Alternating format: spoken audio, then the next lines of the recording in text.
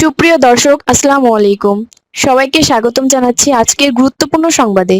প্রথমেই জানিয়ে দিচ্ছি সংবাদ শিরোনাম। পে স্কেল, সর্বনিম্ন গ্রেডের মূল বেতন কত?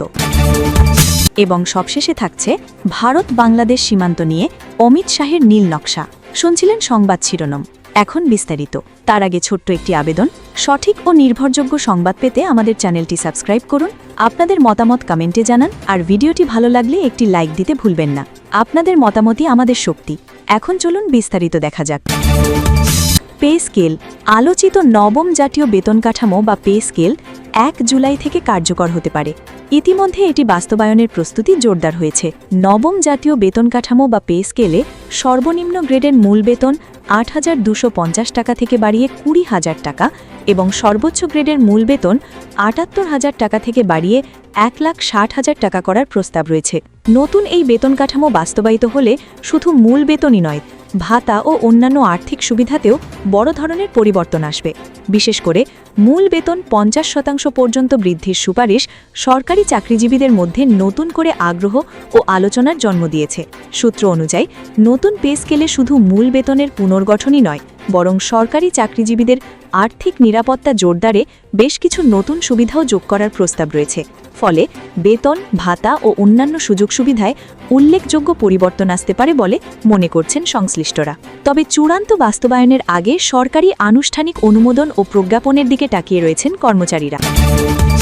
এবং সবশেষে থাকছে ভারত বাংলাদেশ সীমান্ত নিয়ে অমিত শাহের নীল নকশা। পশ্চিমবঙ্গে বিজেপির জয় এবং দলটির ভাষায় কেন্দ্র ও রাজ্যের ডাবল ইঞ্জিন সরকার গঠনের পর পূর্ব ভারতের অন্যতম রাজনৈতিক ও কৌশলগত সংবেদনশীল ইস্যু ভারত বাংলাদেশ সীমান্ত নিয়ে তৎপরতা নাটকীয়ভাবে বৃদ্ধি পেয়েছে। দীর্ঘদিন ধরে সীমান্ত নিরাপত্তা, অনুপ্রবেশ, অবৈধ অভিবাসন, চোরাচালান এবং কাঁটাতারের বেড়া নির্মাণে বিলম্বের বিষয়গুলো কেবল রাজনৈতিক বক্তৃতার মধ্যেই সীমাবদ্ধ ছিল। তবে বিজেপি নেতৃত্বের দাবি, এবার তারা স্রেফ স্লোগান আর প্রচারণার বাইরে গিয়ে সরাসরি প্রশাসনিক পদক্ষেপের যুগে প্রবেশ করতে যাচ্ছে। ভারতের কেন্দ্রীয় স্বরাষ্ট্রমন্ত্রী অমিত শাহ সংশ্লিষ্ট ঊর্ধ্বতনদের নির্দেশ দিয়েছেন যে সীমান্ত ইস্যুটিকে কোনো প্রতীকী ঘোষণা দিয়ে নয়, বরং বাস্তবসম্মত এবং ফলাফল ভিত্তিক উপায় সমাধান করতে হবে। এই প্রক্রিয়ার সঙ্গে জড়িত ঘনিষ্ঠ সূত্রগুলো জানায় যে অমিত শাহ বারবার জোর দিয়েছেন যে কেবল প্রচারের উদ্দেশ্যে কোনো অর্ধসমাপ্ত অভিযান চালানো যাবে না। প্রতিটি পদক্ষেপ হতে হবে আইনগতভাবে টেকসই, কূটনৈতিকভাবে সতর্ক এবং কার্যক্ষেত্রে কার্যকর। ভারতের স্বরাষ্ট্রমন্ত্রক এবং সীমান্ত রক্ষা বাহিনীর টপ অফিসিয়ালরা ইতিমধ্যে ভারত বাংলাদেশ সীমান্তে অনুপ্রবেশ ঠেকাতে একটি বিস্তারিত কর্মপরিকল্পনা তৈরি করেছেন। এবারের মূল জোর দেওয়া হচ্ছে তাড়াহুড়ি করে বা যত্রতত্র পুশব্যাক না করে প্রকৃত অনুপ্রবেশকারীদের নিখুঁতভাবে শনাক্তকরণের ওপর। সূত্র মতে অমিত শাহ ঊর্ধ্বতনদের সতর্ক করেছেন যেন এমন কোনো পদক্ষেপ না নেওয়া হয় যা ভারত বাংলাদেশ কূটনৈতিক সম্পর্কে অপ্রয়োজনীয় ফাটল ধরায়। অতীতে যথাযথ যাচাই বাছাই করা বা বাংলাদেশ কর্তৃপক্ষের সঙ্গে সমন্বয় না করে কথিত অনুপ্রবেশকারীদের পুশব্যাক করার কারণে ঢাকার তীব্র প্রতিক্রিয়া জানিয়েছিল, যা অনাকাঙ্ক্ষিত কূটনৈতিক উত্তেজনা তৈরি করেছিল। এবার সম্পূর্ণ কৌশল ভিন্ন। নয়াদিল্লি এমন একটি প্রক্রিয়া চাইছে যেখানে অনুপ্রবেশকারীদের সঠিকভাবে শনাক্তকরণ ও নথিভুক্ত করার পর আনুষ্ঠানিক প্রক্রিয়ার মাধ্যমে বাংলাদেশ কর্তৃপক্ষের কাছে হস্তান্তর করা হবে। এর মূল উদ্দেশ্য হল আন্তর্জাতিক বিতর্ক এড়িয়ে একটি নির্দিষ্ট কাঠামোর মধ্যে সীমান্ত ব্যবস্থাপনাকে শক্তিশালী করা। কর্মচারীরা স্বীকার করছেন যে সীমান্ত ব্যবস্থাপনা কেবল আইন শৃঙ্খলার বিষয় নয়, এটি একই সঙ্গে মানবিক, ভূ-রাজনৈতিক ও কূটনৈতিক চ্যালেঞ্জও। বৈশ্বিক প্রেক্ষাপটেও সীমান্ত নিয়ন্ত্রণ রাজনৈতিক বক্তৃতার চেয়ে অনেক বেশি জটিল প্রমাণিত হয়েছে। প্রসঙ্গত, মার্কিন প্রেসিডেন্ট ডোনাল্ড ট্রাম্প তার প্রথম মেয়াদে মেক্সিকো সীমান্ত পুরোপুরি সিল করে দেওয়ার প্রতিশ্রুতি দিয়েছিলেন, কিন্তু তীব্র কড়াকড়ির পরও যুক্তরাষ্ট্রে অবৈধ অভিবাসন বন্ধ হয়নি। একটি দীর্ঘ ও উন্মুক্ত আন্তর্জাতিক সীমান্ত পুরোপুরি সুরক্ষিত করা কতটা কঠিন তা বোঝাতে ভারতের অভ্যন্তরীণ আলোচনায় এখন প্রায়ই ট্রাম্পের সেই উদাহরণ টানা হচ্ছে। পশ্চিমবঙ্গ সংলগ্ন ভারত বাংলাদেশ সীমান্ত কি আরও জটিল? এই সীমান্তের একটি বড় অংশ জুড়ে রয়েছে ঘনবসতিপূর্ণ গ্রাম, কৃষি জমি, নদীপথ, চড়া অঞ্চল, জঙ্গল ও দুর্গম ভৌগোলিক এলাকা। বেশ কিছু জায়গায় জিরো লাইন বা প্রকৃত আন্তর্জাতিক সীমানাটি এমন কিছু জনবসতির মাঝখান দিয়ে গেছে যেখানে বহু প্রজন্ম ধরে মানুষ বসবাস করছে। ভারত সরকার এখন পশ্চিমবঙ্গ জুড়ে কাঁটা তারের বেড়া প্রকল্পের কাজ গতিশীল করেছে। যেসব জমির মালিকের জমি বেড়া ও বিএসএফ এর অবকাঠামোর জন্য প্রয়োজন, তাদের জন্য ক্ষতিপূরণের প্যাকেজ তৈরি করা হচ্ছে। তবে কর্মচারীরা স্বীকার করছেন যে পুরো সীমান্তে বেড়া দেওয়ার কাজ শেষ করা সহজ নয়। সরকার মনে করে কেবল বল প্রয়োগ করে এই প্রক্রিয়া সফল হতে পারে না। স্থানীয় বাসিন্দাদেরও ভরসায় নিতে হবে।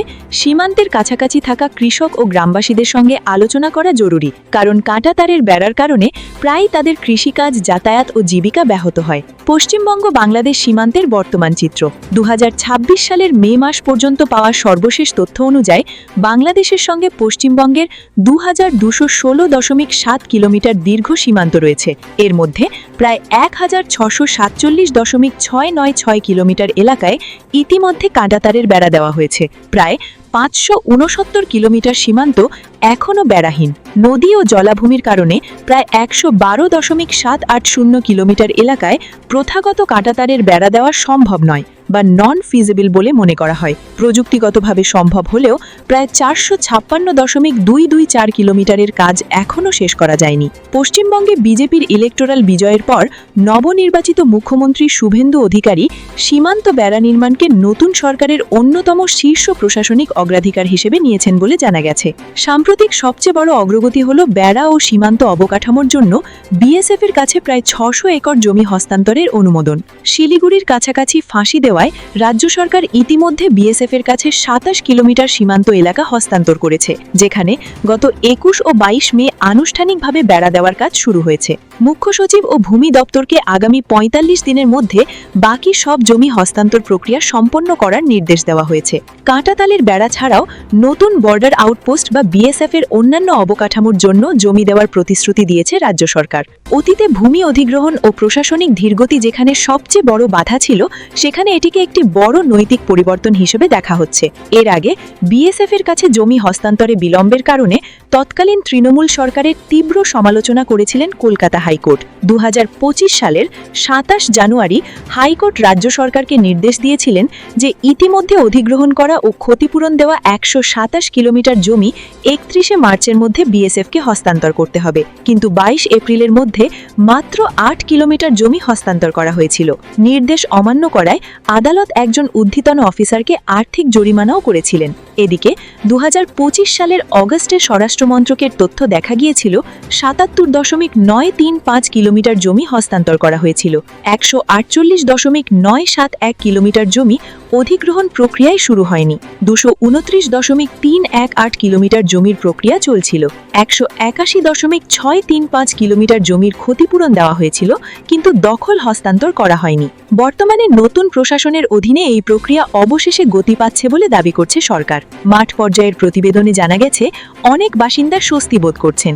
বহু গ্রামবাসী জানিয়েছেন বছরের পর বছর ধরে সীমান্ত অপরাধ, গরু চোরাচালান চক্র এবং অনুপ্রবেশের কারণে তারা আতঙ্কের মধ্যে বাস করতেন। কিছু বাসিন্দা এমনও দাবি করেছেন যে সীমান্ত সংলগ্ন ক্রমিনী চক্রের কারণে তারা নিরাপদে গরু মহিষও লালন করতে পারতেন না। বিজেপি সরকার এখন এমন একটি রূপরেখা তৈরি করেছে যাকে কর্মচারীরা বলছেন ডিটেক্ট, ডিলিট অ্যান্ড ডিপোর্ট। এই ব্যবস্থার অধীনে স্থানীয় পুলিশ ও প্রশাসন সন্দেহবাসন অনুপ্রবেশকারীদের শনাক্ত করতে বিএসএফ এর সঙ্গে সরাসরি সমন্বয় করবে। মালদাহ, মুর্শিদাবাদ ও উত্তর 24 পরগনার মতো সংবেদনশীল জেলাগুলোর ওপর বিশেষ নজর দেওয়া হচ্ছে, যা ঐতিহাসিকভাবেই উন্মুক্ত সীমান্তর কারণে ঝুঁকিপূর্ণ হিসেবে পরিচিত। সীমাহীন চ্যালেঞ্জ ও 150 গজের নিয়ম। তবে সরকারের এই আগ্রাসী তৎপরতার পরেও বড় বড় চ্যালেঞ্জ রয়েই গেছে। গোয়েন্দা ব্যুরোর প্রাক্তন অফিসার ও নিরাপত্তা বিশেষজ্ঞরা ইতিমধ্যেই সতর্ক করেছেন যে একটি সংক্ষিপ্ত সময়সীমার মধ্যে সমস্ত বেড়া দেওয়ার কাজ শেষ করা বাস্তবসম্মত নয়। আইনি বিরোধ, পুনর্বাসন সমস্যা, জমির ক্ষতিপূরণ, পরিবেশগত জটিলতা ও দুর্গম ভৌগোলিক প্রকৃতির কারণে এই প্রক্রিয়া অত্যন্ত ধীর গতির হতে বাধ্য। এর মধ্যে সবচেয়ে বড় বাধা হল 1975 সালের ভারত বাংলাদেশ চুক্তির 150 গজের নিয়ম। এই সমঝোতা অনুযায়ী দুই দেশের পারস্পরিক সম্মতি ছাড়া জিরো লাইনের ১৫০ গজের মধ্যে সাধারণত কোনো স্থায়ী প্রতিরক্ষামূলক কাঠামো তৈরি করা যায় না। ভারত অবশ্য কাঁটাতারের বেড়াকে মাসুরিক প্রতিরক্ষা কাঠামো হিসেবে গণ্য করে না, তবে আন্তর্জাতিক সীমান্তের খুব কাছে বেড়া নির্মাণে প্রায়ই আপত্তি জানিয়ে এসেছে বাংলাদেশ। ফলত বেড়াটি সাধারণত ভারতীয় ভূখণ্ডের ১৫০ গজ ভেতরে তৈরি করা হয়। এর ফলে তৈরি হয় একটি অদ্ভুত নো ম্যানস ল্যান্ড, যা স্থানীয় গ্রামবাসীদের জীবনকে দুর্বিষহ করে তুলেছে।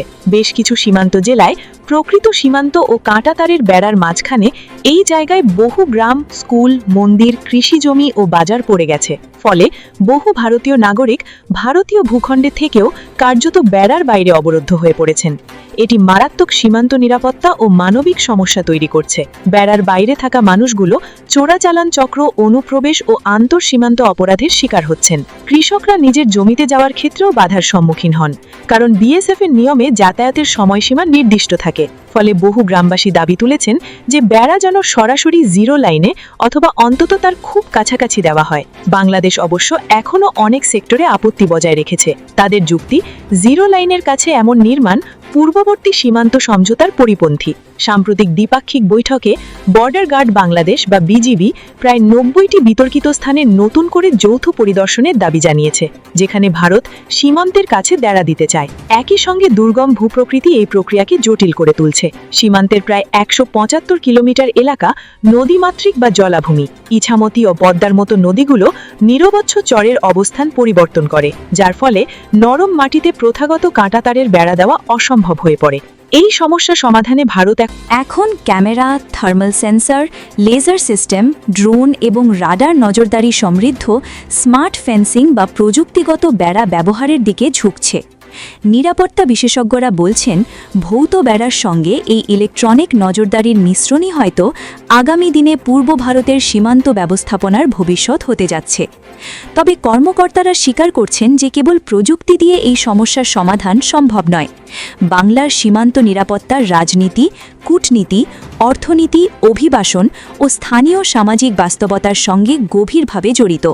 সেই কারণেই কেন্দ্র এখন কেবল আগ্রাসী বক্তব্যের ওপর নির্ভর না করে একটি সুচিন্তিত ও পর্যায়ক্রমিক কৌশল অবলম্বন করছে। তা সত্ত্বেও রাজনৈতিকভাবে এই মুহূর্তটিকে অত্যন্ত গুরুত্বপূর্ণ মনে করছে বিজেপি। দলটির বিশ্বাস, ডবল ইঞ্জিন সরকার যদি দৃশ্যত সীমান্ত নিরাপত্তা উন্নত করতে, অনুপ্রবেশ নিয়ন্ত্রণে এবং দীর্ঘদিনের অমীমাংসিত কাঁটাতারের বেড়া প্রকল্প শেষ করতে সফল হয়, তবে তা আগামী বহু বছরের জন্য পশ্চিমবঙ্গে বিজেপির রাজনৈতিক অবস্থানকে সুদৃঢ় করবে। ২০২৬ সালের মে মাসের শেষ নাগাদ বছরের পর বছর ঝুলে থাকার পর বেড়া দেওয়ার কাজ অবশেষে শুরু হয়েছে। তবে প্রায় ৪৫০ কিলোমিটার সীমান্ত এখনও বেড়াহীন থাকায় এবং একাধিক আইনি ও ভৌগোলিক বাধা অমীমাংসিত থাকায় সরকারের ভেতরের লোকেরাও ব্যক্তিগত আলোচনায় স্বীকার করছেন যে পুরো প্রক্রিয়াটি শেষ হতে রাজনৈতিক দলগুলোর বেঁধে দেওয়ার সময়সীমার চেয়ে অনেক বেশি সময় লাগবে।